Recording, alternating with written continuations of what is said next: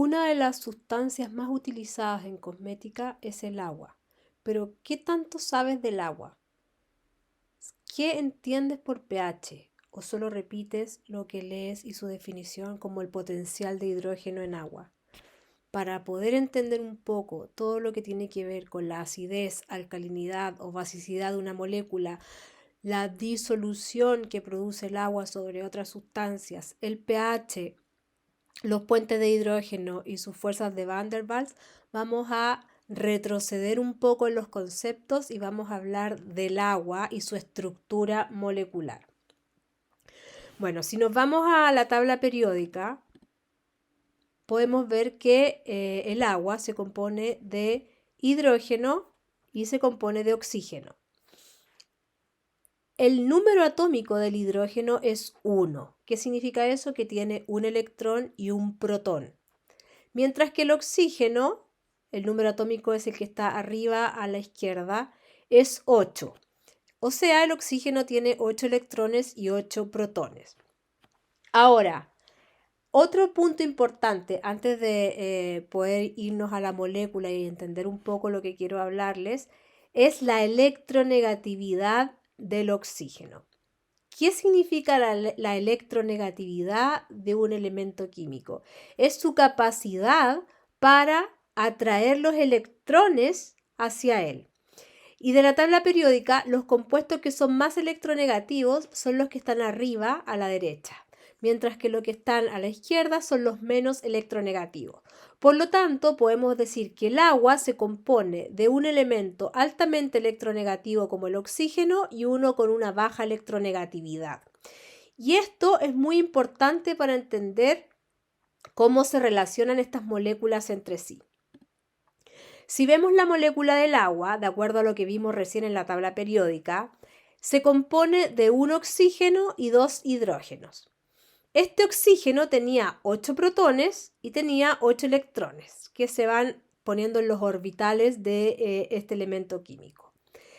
El hidrógeno contiene un protón y contiene un electrón.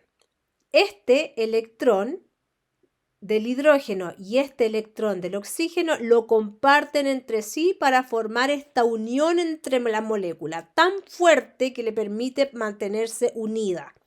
Entonces, esta molécula de agua comparte un par de electrones, uno aporta cada uno y el otro hidrógeno es lo mismo.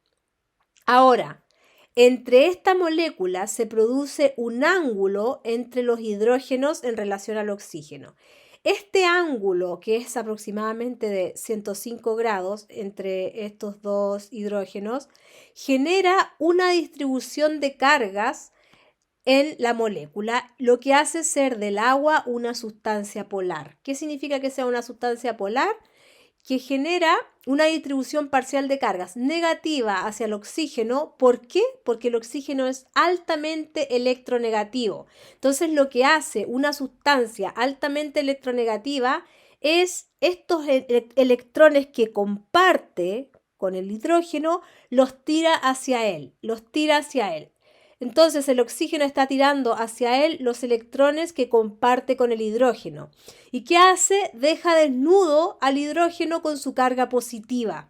Por lo tanto, esta distribución de cargas hace que el agua sea una sustancia polar, que es un disolvente muy bueno.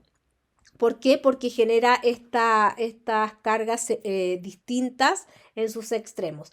Entonces, quedando el hidrógeno desnudo, es capaz de atraer moléculas que sean negativas.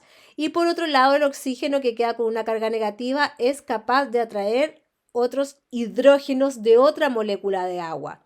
Entonces, es ahí donde viene toda esta definición de los puentes de hidrógeno. Los puentes de hidrógeno son fuerzas intermoleculares, o sea, fuerza entre moléculas de agua. Esta molécula de agua interacciona con otra molécula de agua, por lo tanto, este oxígeno con una carga altamente negativa va a atraer a otros hidrógenos de otras moléculas de agua y va a ir formando los puentes. Entonces, de ahí viene la definición de que el agua es un excelente disolvente porque tiene la capacidad de atraer otros solutos y cuando son sólidos, por ejemplo en el caso de la sal, que NaCl, que tiene una carga positiva y una carga negativa, va a ser atraída por el oxígeno y por el hidrógeno, desarmando esta red cristalina que es la sal y se va a solubilizar. Entonces, en el siguiente capítulo vamos a ver cómo funcionan estos puentes de hidrógeno, qué tienen que ver las fuerzas de Van der Waals y cómo el agua actúa como disolvente. Ya todo esto para ir introduciéndonos luego en el pH, en la acidez, en la alcalinidad de las sustancias.